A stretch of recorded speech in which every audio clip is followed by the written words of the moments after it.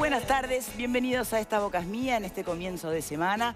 El tema que vamos a abordar hoy es algo que tiene a varias personas con el corazón en la mano, me parece.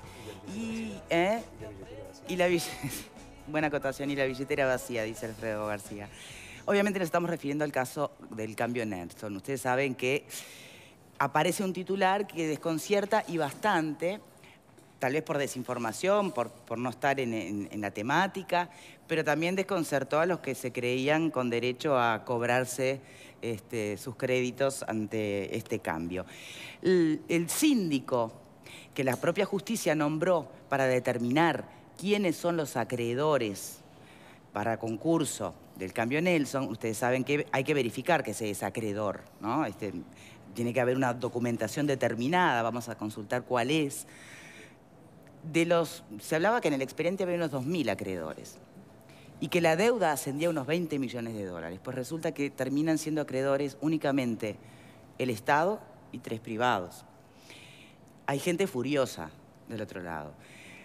Para entender un poco cómo se llega a poder constituir en acreedor común o quirografario, como se llama, o privilegiado, y quién queda fuera, quién no puede demostrar o terminar siendo un acreedor verificado y por ende, olvídate, la gente que no es verificada no va a poder cobrar nunca, ni tiene, creo, vamos a confirmarlo, pero no tiene muchas opciones ni cintura jurídica para poder seguir apelando. Entonces se está manejando por allí el concepto de que es probable que el único dueño de Cambio Nelson, hoy procesado con prisión, Francisco Sanabria, termine siendo liberado en un tiempo prudencial cuando cumpla unos meses y encima sin deberle plata a nadie. Porque lo que sí está adeudado con los acreedores verificados es un monto que puede solventar. ¿Cómo le cae esto al común de la gente? Aún hasta a los expertos le suena mal, tal vez no digo expertos, pero que sepan más de derecho de ley, de la ley concursal. Suena raro, pero tiene asidero jurídico. Y las dos cosas son verdad al mismo tiempo, no son contradictorias una con la otra. Suena raro que si alguien reconoce que otra persona le dio dinero y esa cantidad de dinero queda por fuera del concurso, suena raro. Pero si uno se atiene a, digamos, a lo que podríamos llamarle el título que permite establecer esa deuda, una casa de cambios no puede recibir depósitos, como lo aclaró en su momento el presidente del Banco Central, que dijo, es como si uno lleva la plata a una ferretería, que dijo, ¿se acuerdan? Bueno, si ese depósito se hubiera acreditado, por ejemplo, contra un vale, contra una deuda, ahí sí habría un documento que podría integrarse a la masa. Pero en este caso, como el depósito, como si fuera un banco, no es válido en una casa de cambios, ahí falta el título que permita luego en su momento hacer exigible la deuda. Bueno, a ver, vamos por parte. Primero vamos a darle la bienvenida a quien nos acompaña en el programa de hoy. Es el doctor Juan Carlos Fernández Lequín, que es abogado, ex juez, porque a mucha gente le sonará el nombre como juez. Bueno, muchas gracias después, por la invitación. en todo caso, si quiere, vamos a ese aspecto, pero más adelante. Vamos a lo que nos convoca hoy.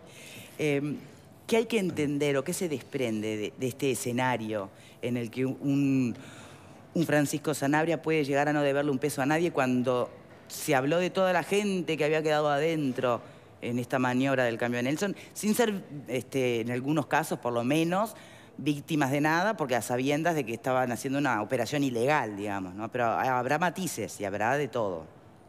Bien, yo creo que ya se adelantaba un poquitito la opinión en este sentido. Hay requisitos para que un documento o una deuda sea reconocida en el ámbito del concurso. Requisitos de validez, requisitos de solemnidad, requisitos de licitud, porque los créditos, incluso para que valgan, tienen que tener un objeto lícito. Pero lo que yo quiero señalar acá como matiz es que aun cuando una persona fuera excluida del concurso, no quedaría de cualquier manera, en todo caso y a priori, excluida la posibilidad de que pueda ir por daños y perjuicios en acción... Solo, personal.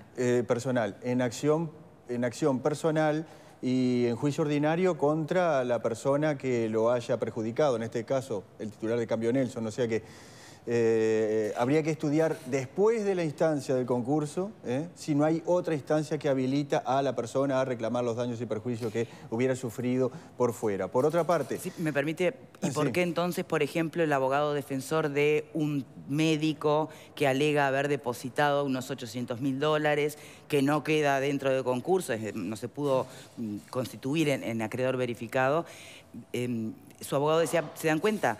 Que al final es como que la operación quedó fuera del mundo jurídico, por ende no va a poder nunca hacer nada al respecto. Bien, en primer lugar, lo que esta persona tiene que, lo que ustedes tienen que entender es que después de la verificación hay una instancia de reclamación, ¿sí? Y un camino jurídico a recorrer hasta que esto quede libre, hasta que esto quede firme, perdón. Pero aún después...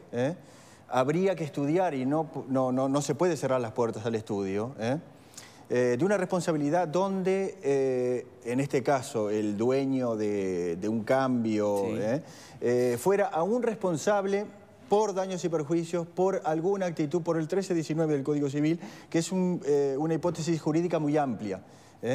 Entonces, de repente es un tema de apreciación jurídica del colega, pero...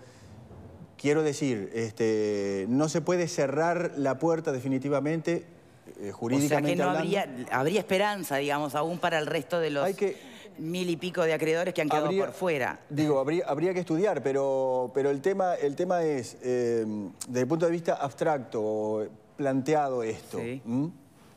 El 1319 es una puerta jurídica muy grande, ¿sí?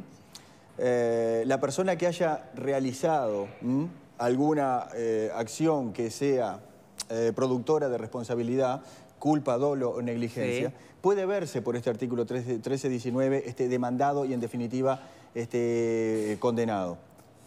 O sea que esa eventualidad no puede, por lo menos en esta instancia, confirmarse ahora. Eliminarse. Bien, ahí está. ¿Me permiten? Tengo un móvil en vivo, en directo en este momento con Celso Cuadro, que nos va a poder hacer seguramente una puesta a punto de toda la información en torno al caso. Y sobre todo, imagino que muchos de los acreedores que se declaran como tales, pero que no han podido estar verificados, deben ser de Maldonado, deben ser de la zona, y me imagino lo que debe ser el sentir popular por estos lados y estos momentos. Celso, buenas tardes.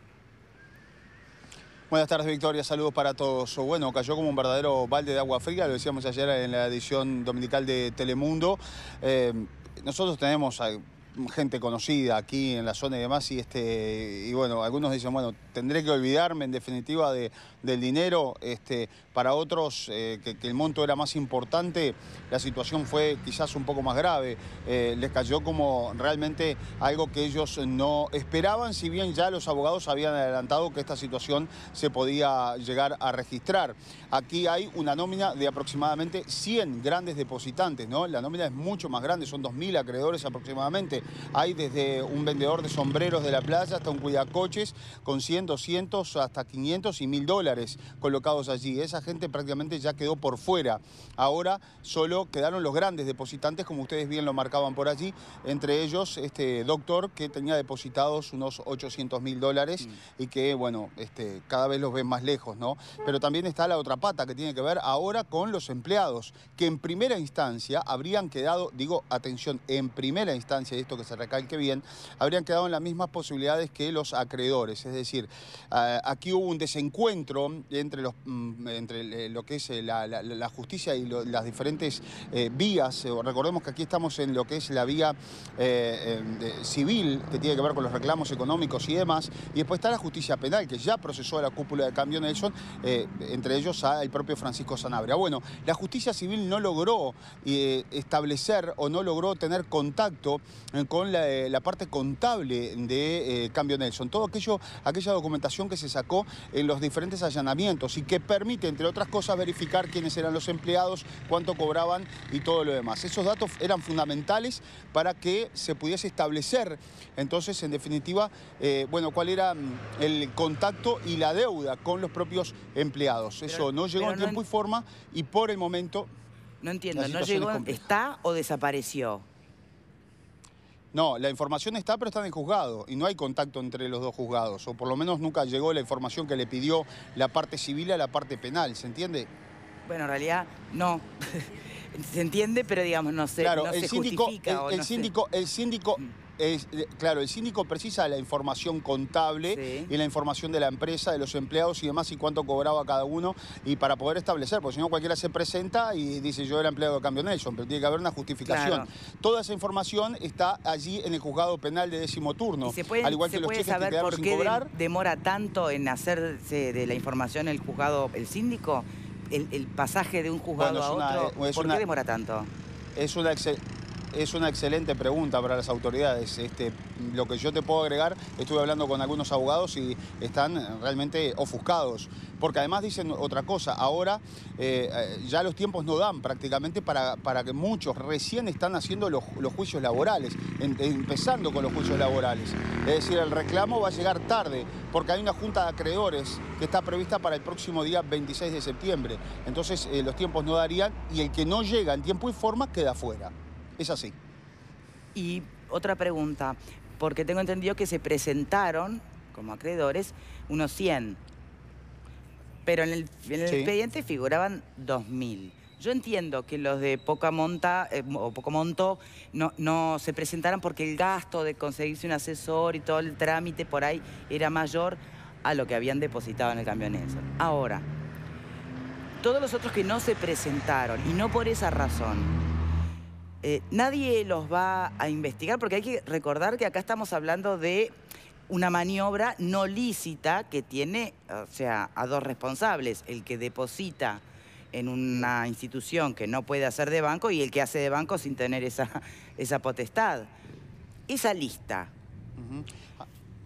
Sí. ¿dónde está? Esa ¿Se va a lista está en conocer? poder, bueno, claro, hay acá algunos elementos que es importante tenerlos en cuenta. Porque Por además, ejemplo, recordemos, acá hay permíteme el tres paréntesis, patas ¿no? Tenemos la, Sí. la causa crimen organizado andando, digamos, para investigar Claro. eventual lavado de activos. A eso iba. Hay tres patas. Uno que es la justicia civil, que es por la que va en relación al tema de los reclamos, el dinero y lo que los acreedores pretenden cobrar. Otra que es la justicia penal, que ya actuó, ¿verdad? Y que procesó a la cúpula de Cambio Nelson por estafa, liberamiento de cheques sin fondo y demás. Y después falsificación ideológica, y después está crimen organizado. Crimen organizado arrancó muy atrasado con la investigación. ¿Por qué? Porque el famoso testimonio, que quiere decir que es una especie de copia que tiene que salir del juzgado aquí de 10º turno, demoró casi 2 meses en llegar a Montevideo.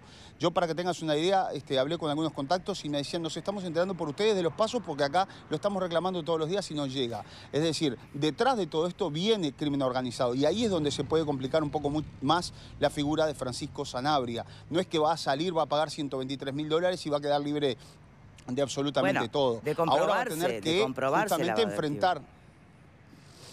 Bueno, de comprobarse, ya hay cuidado que ya hay una primera instancia donde se habla claramente, el propio juez de la causa en aquel momento, el doctor Souto, lo dijo: para nosotros comprende claramente que acá hay lavado de activos. Además hay que ver, porque todo ese dinero que era captado, en Cambio Nelson, era reutilizado también. Se captaba el dinero de los acreedores o de los depositantes y se reinvertía, se le pagaba mayor, lo que significaban los diferentes, se le pagaba más dinero, intereses, ahí está, y además ese dinero se reinvertía y hasta inclusive salía fuera del país. Se compraba otra moneda, por ejemplo en Brasil, en Argentina, y había allí una especie de intercambio. Eso es lo que está investigando y lo que va a investigar crimen organizado, ¿no? ¿Qué se hacía con ese dinero y por qué ellos lograban pagar intereses que eran realmente inadmisibles o realmente increíbles? Inclusive este propio médico, en el mes de diciembre, fue a reclamar el dinero y le dijeron: espera un poquito, quédate tranquilo, te pagamos un poco más todavía de los intereses. Eso suena a que vos historia estás conocida, percibiendo. ¿no? Entonces lo convencieron y en el mes de febrero cierran y ahora este hombre prácticamente no tiene posibilidades. Bien.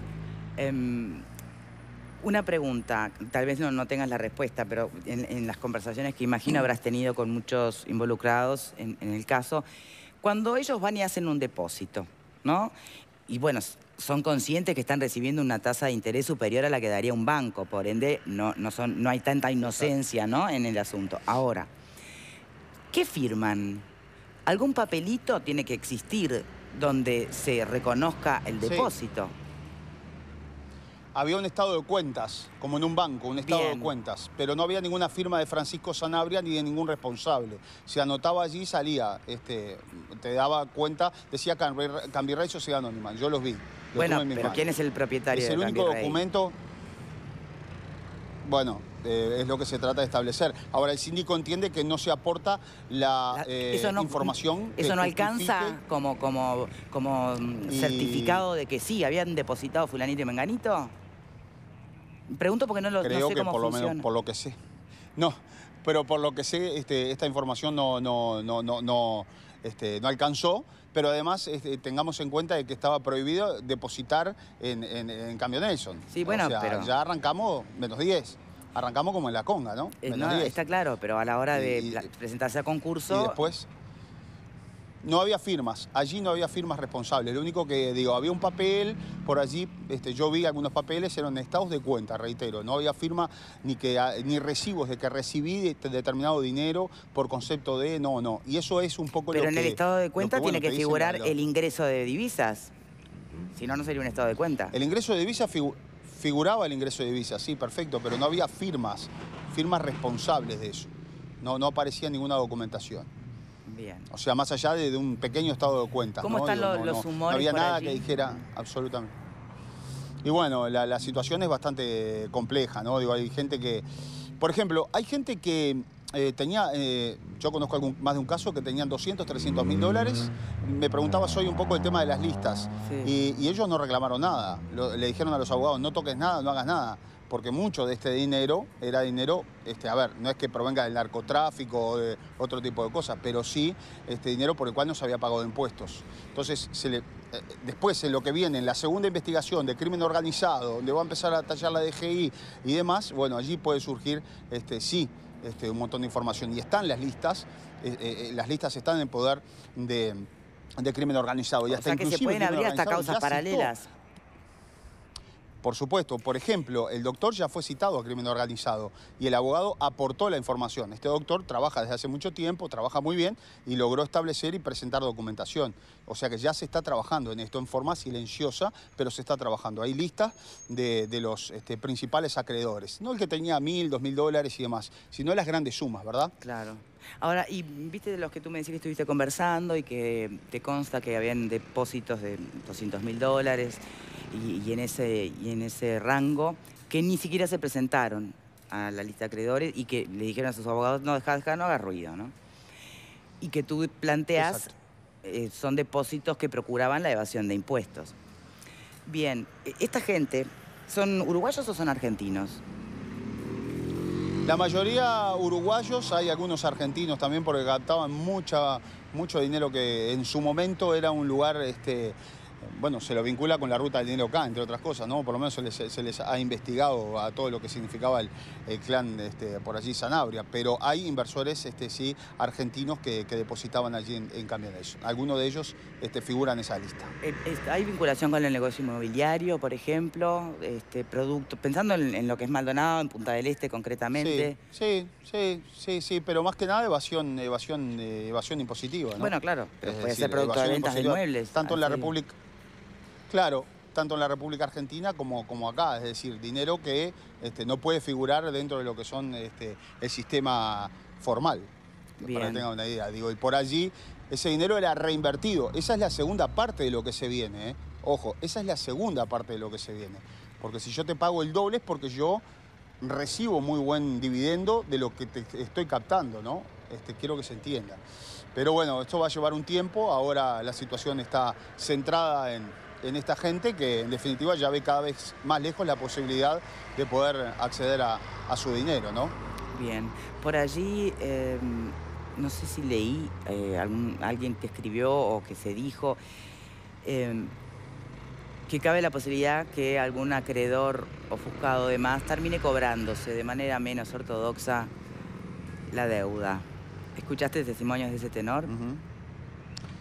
Sí, escuché testimonios de ese tenor y además te quiero agregar algo. Hay prestamistas dentro de los principales acreedores, ¿no? Que quieren hacerse del dinero. Porque y quieren en los últimos hacerse tiempos del dinero.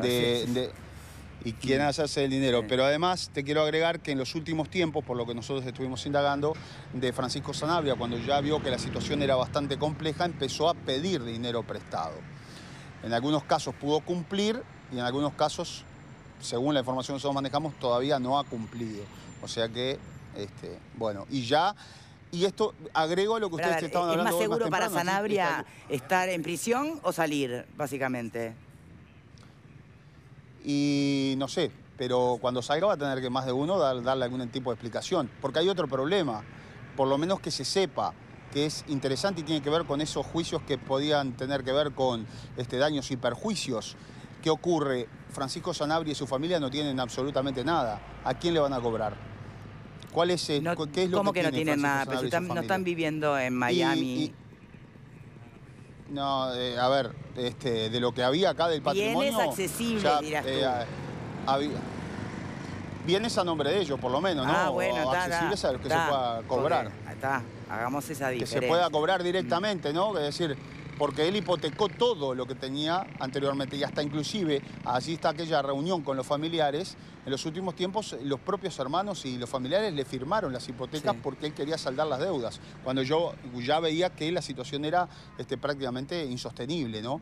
Y después, bueno, allí es que le paga a la gente de la red de cobranzas, que además se toman, por ejemplo, algunos apartamentos, se toman una chacra y demás, si eran de valor de $1,500,000, se tomaban en 500, 600 mil dólares. Por lo tanto, todo el patrimonio que ellos tenían por allí, o por lo menos que se sepa hasta ahora, reitero que se sepa, ¿Y aquel bolsito con los $250.000 que preservó Sanabria antes de irse de viaje? Hoy, bueno, es muy interesante ¿qué tu se hace pregunta, con ese dinero? ¿Se paga acreedores? Bueno, ese dinero está depositado en la caja fuerte del juzgado de 10º turno. Ese dinero iba dentro de aquel bolso que entregó un colaborador de él cuando, bueno, él se va al aeropuerto y demás. Pero también dentro de ese bolso venía un montón de cheques. Pero mirá que alguien los vio, facos de cheques, que eran para cobrar. O sea, Francisco Sanabria tenía dinero para cobrar, por eso se los deja el colaborador. Había mucho dinero para cobrar. Ese dinero no se cobró porque esos cheques quedaron allí y los abogados pidieron en reiteradas ocasiones que la justicia bueno, accionara el mecanismo para lograr cobrar esos cheques, porque ese era dinero. O sea, es dinero que le puede quedar para los acreedores, para pagarle a los empleados y demás. ¿Eso quedó en el juzgado de Maldonado, perdón? Los cheques se vencieron, están en la caja fuerte del juzgado de 10º turno, se vencieron. ¿En Maldonado pero estamos hablando de muchos cheques. Con lo cual, hay mucha gente acá que le debía a Francisco Sanabria o le debía a Cambirrey Sociedad Anónima. Con lo que se podría haber pagado a acreedores. ¿No? Bien, ¿por qué retiene tanta cosa ese juzgado? Porque retiene información, retiene los cheques, retiene... ¿Qué es normal? ¿Qué pasa? Perdón, te está faltando otra cosa. Está la causa de Capote también retenida allí, ¿no? Sí. Humberto Capote quedó en libertad y ahora el nuevo juez, el doctor Arzuaga, porque hubo un cambio de juez en el medio de todo esto, es el que tiene que decidir. Hasta que él no decida, como que la causa tampoco sigue para adelante. Está todo como un poco paralizado acá en Maldonado, ¿no? Bien. ¿Y nadie reclama que se agilite ese juzgado? Bueno, los abogados, como te dije, en más de una oportunidad presentaron escritos. Yo tengo contacto con algunos abogados. Ellos estaban desesperados porque se pudiese establecer o ejecutar esos cheques, ¿no? Allí ellos veían que podía llegar a una suma importante de dinero, pero bueno, nunca, este mecanismo nunca se accionó y por lo tanto los cheques se vencieron y los $250.000 aún permanecen ahí. ¿Se puede preguntar algo que no sé si es infidencia, tú me lo dirás, si tenés el dato o no? ¿Alguno de los jueces que han intervenido hasta el momento en este cambio de juez, además que acabas de mencionar en el juzgado, estaban en la lista de acreedores del cambio Nelson? ¿De acreedores el propio juez? Sí. ¿Como que tuviera algún contacto? No, que yo sepa, no. No. Yo no tengo esa información, no manejo esa información. ¿No manejas la lista de acreedores? Lo que por allí se manejó es que... No manejo la lista de acreedores, sinceramente. Más allá de que en algún momento pude tener acceso a ella, pero no. Hay nombres de todo tipo y demás, pero yo no manejé nunca la ley. Perfecto. Bueno, Celso, muchísimas gracias por esta puesta a punto. Un abrazo, saludos para todos. Bueno. Quedó mucha información ahí Muchas flotando preguntas. para hacer muchísimas preguntas. Y necesitamos toda la experiencia, el conocimiento de nuestro invitado. Vamos a hacer la primera pausa, ya venimos. Les recuerdo que en Vía Confort están liquidando todo. Últimas unidades y últimas oportunidades para renovar tu casa a precios